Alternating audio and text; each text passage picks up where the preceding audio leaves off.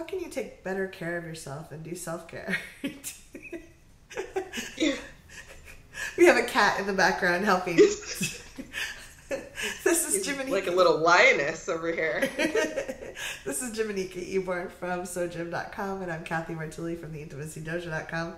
And self-care is really important, but most people don't spend a lot of time figuring it out. What tips do you give when you work with people in your business and when you do the therapy with them? What do you tell them to do?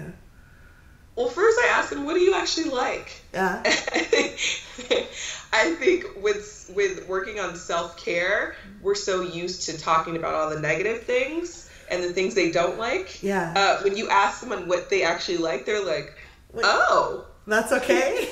And I like to sit down and let's do a list of things you like. Yeah. Are these things you like to do by yourself? Are these things you like to do with other people? Are you an introvert or an extrovert or an ambivert? Like, how does this work for you? Yeah. How do you recharge? How do you be able to do these things? Yeah. I think it's really important to figure out all those different things to get you where you want to be.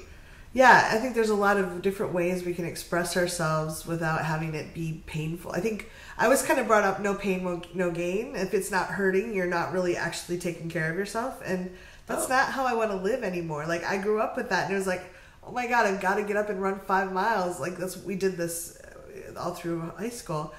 And I was like, wow, this is not how I like to express myself. But I didn't know any better. But I love just what would make you feel delighted. And one thing I do often, because I work with a lot of people who are trauma survivors that don't, self-care is just like, they were just focused on survival. Like, how can I survive this day? Not how can I actually feel loved and cared about. I invite them to imagine their best friend or their, a sister they love or a daughter or a niece. Like, what would you do for someone that needed some more self-care? Like, what would you consider? Because I think we tend to go to what we would actually like ourselves. So if we say, I think I would give them a bubble bath and a hot tea and a good book to read and some candles, and I would leave them alone. I'm like, why don't you try that for yourself tonight and see what you like about it? You're not locked in forever always doing this. It's like, what part? Oh, you like the candles and the book, the bath not so much, and that you hate tea. Okay, so never do tea again. What else can you add into the things you liked? And so it's like an experiment. You get to discover yourself, which is really fun. Yeah, I think it's important that even like being myself, I have to remember that self-care is important sometimes. Mm-hmm.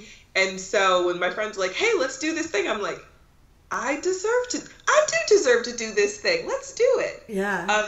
And it's sometimes you feel like you don't deserve things. Mm-hmm. Like you're not worthy enough to take time to care for yourself. Yeah. And I think it's an important note to say, like, you are the person that can make all your dreams happen. Like, you are the one that can give yourself permission to be happy. Like, give yourself the permission. Love it. So powerful. So powerful. I think it's very different. I was kind of brought up that if you worked hard enough and you gave enough to other people, that when you'd given enough, they would know what you want and give it to you. And so, like, my whole family was like this really passive aggressive, like, did I give you enough stuff now so I can have the thing? And they meant well. It just was how it was very. Yeah. It wasn't powerful. It wasn't because it was a very big shock to me that people that love, even if they love you, they can't read your mind and they don't know what's best for you. Like, but Prince Charming knew exactly what to do for Cinderella. I'm like, it's not a fairy tale. This is real life. Yeah, I'm a little tickled by that. Yeah, it's true. Fairy tales aren't real. They're written by someone, and most of them, if you really look at them, they're a little messed up. So. Seriously messed up. Serious necrophilia. Sorry. So many things. Disney. Yeah. We'll talk about you one day, Disney.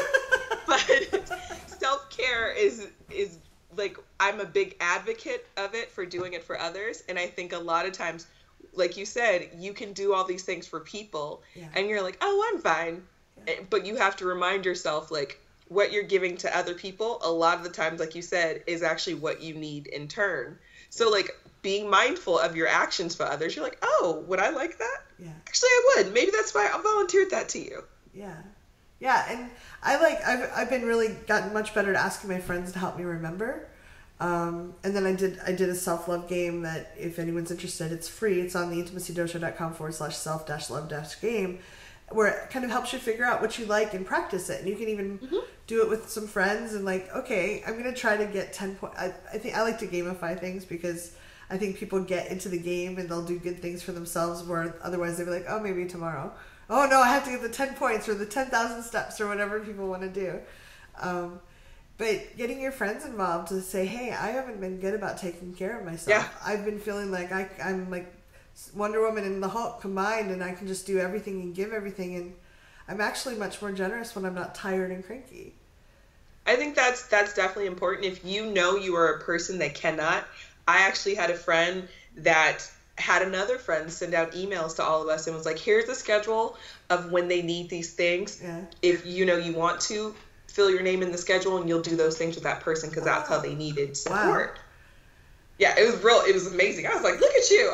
I'm really impressed. I have so much trouble accepting, and it's like, oh, you and I were at a conference a while back and you invited me to go to dinner with another person. And I was really like, I don't think of people, like I love to be included, but I hadn't said, hey, I would really like to go, like, because I forget to ask for the things I need. But I was like, oh, she's a good friend. She's there for me. It felt really good. I think it's important to, reflect on the good things instead of the negative, because the negative is so easy.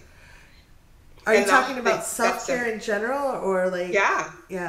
Self-care, I mean, getting to the needs of the self-care, like we're so pushed on thinking about all the negative things around us. Oh yeah. And so like the positive things are like, I deserve these things because I am a good person. I am an amazing human, but I have to stay whole. Like I've been saying, like my cup is full. Yeah. Like you have to keep your cup full because no matter what you do, there's other people in your life and you can't be around other people with an empty cup. No, I know I get cranky and kind of like, I don't like them anymore, which isn't the best self and it's not going to help their cups be full or my cup be full.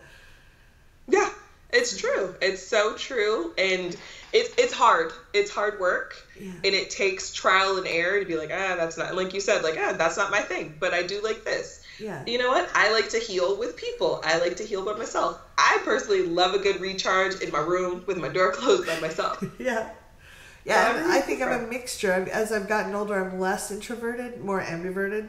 And there's times I want a friend and there's times I don't. And giving ourselves permission to want what we want and be where we are, that's really powerful. Extremely powerful and scary. And it's okay. Terrifying.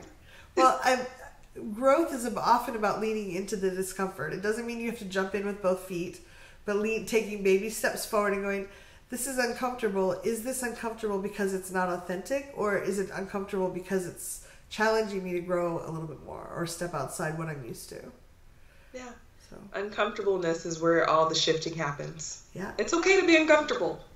Sadly, yes. I don't enjoy it, but I think we get better at it the more we practice. Yes, practice. Like you and I have both been saying, practice figuring out what works and what doesn't. Yeah. And it's okay if it doesn't work. Give yourself the permission to be like, that's not my jam. That was totally a total way. Like, that was hilarious. I'm going to laugh about that in a year. Yeah. It's the best thing ever. Yeah. Thanks so much for sharing all that. If you have comments, thoughts, upgrades, or suggestions about self-care, we'd love to hear them below. Please leave them in the comments.